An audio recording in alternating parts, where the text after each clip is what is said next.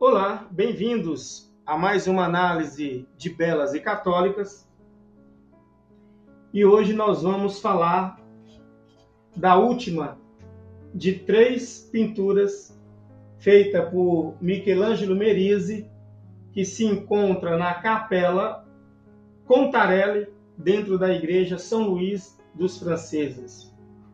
O período é barroco e a época, o ano de conclusão da obra é 1600. Mas antes de apresentarmos, então está aqui no canto direito, né, a obra, que é a que nós vamos ver agora.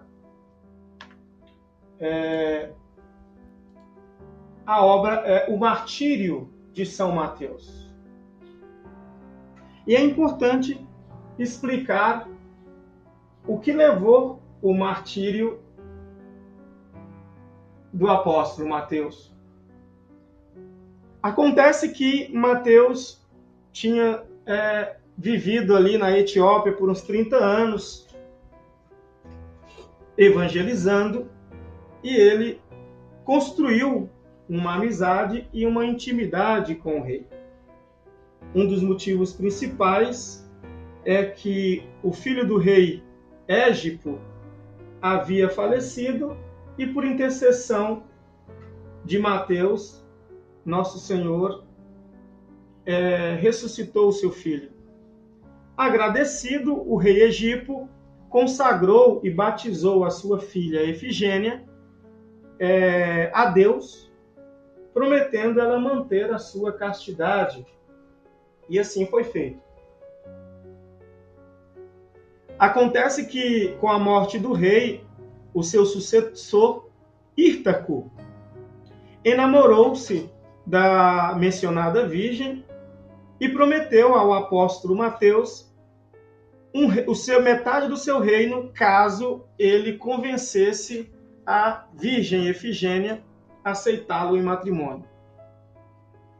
O apóstolo disse que seria importante que o rei Hírtaco comparecesse na missa de domingo, que ele iria falar da importância e dos benefícios do casamento para a comunidade e que nesta missa a Santa Efigênia estaria presente.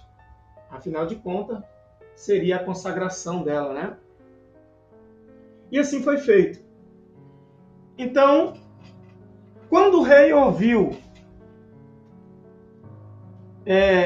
que o apóstolo não apoiou o casamento dele, e sim enfatizou a importância da Efigênia manter a sua promessa com o casamento em Cristo, o rei, ao ouvir isso, retirou-se louco de raiva. E o intrépido e firme apóstolo exortou todo mundo à paciência e à constância.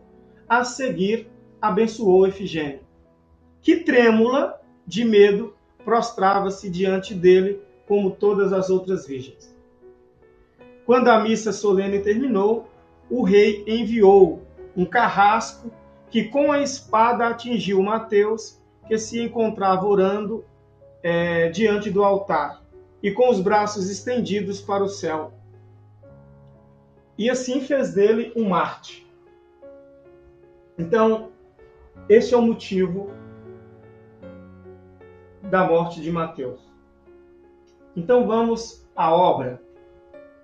Primeiro nós temos aqui um símbolo, né, a cruz, que é o altar, está numa mesa do altar, e na frente do altar, abaixo onde se encontra deitado o Mateus, nós temos a escada, né? Aqueles 3 degraus que eleva-se ao altar.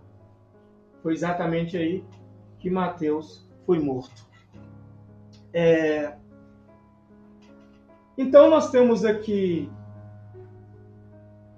na frente o coroinha, né?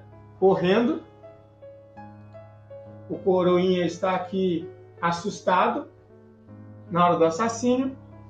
E então Na frente aqui nós temos algumas pessoas sem braços, aleijadas, amputadas, outras com chagas. Nós temos um buraco aqui embaixo, daqui a pouco eu explico o que é. Então, tal como o coroinha, nós temos aqui um autorretrato que, de certa forma, é a ironia de Caravaggio, né? É o autorretrato dele. É o autorretrato em que, pela posição da cabeça e o ângulo do olhar, ele também está fugindo tal qual o coroinha. E na hora do mártir, né? Do assassinato, o pessoal entra num alvoroço. A cena relata o que acontece quando a pessoa aceita a graça de Deus. Então, a mão de Mateus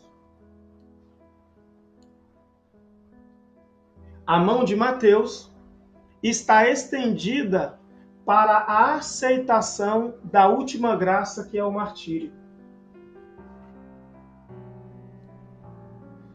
Aqui a mão estendida, que é a aceitação da última graça, que é o martírio.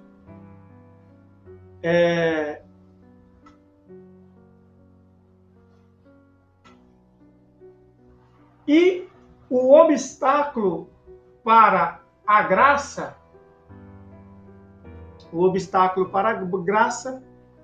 é o pecado, que está simbolizado aqui pelo carrasco.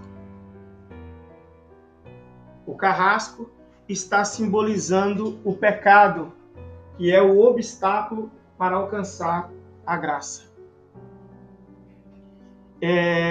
Aqui novamente temos uma analogia a Michelangelo Buonarroti, que é o pintor da criação de Adão, que é o rebelde que bloqueia a mão da graça, a mão de Deus. Então, o pecado ele sempre é um bloqueio para a aquisição da graça. Então, aqui é uma referência indireta e direta ao Michelangelo, que aqui nós vemos a mesma posição, contraponto, né?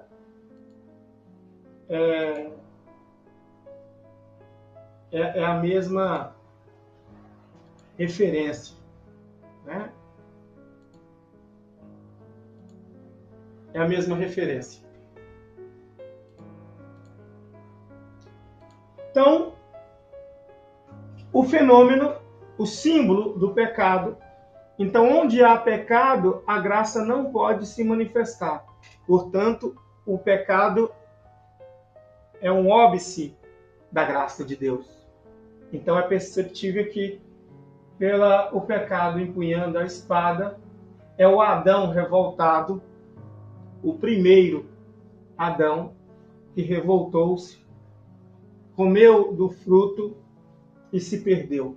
Então, pelo pecado, ele perdeu a graça. Aqui na frente, nós temos essa espécie, né? Parece um buraco, mas não é. Se vocês prestarem atenção ao lado, tem alguns degraus. E isso aí é uma pia batismal, conhecidamente mais como vasca batismal. Então, é como se na frente ali do corpo estendido de São Mateus estivesse aí essa piscina de batismo. Essa aqui é de uma do ano de 67 depois de Cristo. E estão aí estendidos. Por quê? O fenômeno do batismo é que a conversão a uma nova criação. Tem a primeira criação, tá, de Adão, e depois vem a queda de Adão, e depois vem a salvação pela morte de Jesus, que fará um novo Adão. Então, no batismo, há uma antropologia do sobrenatural, onde abundou o pecado, superabundou a graça.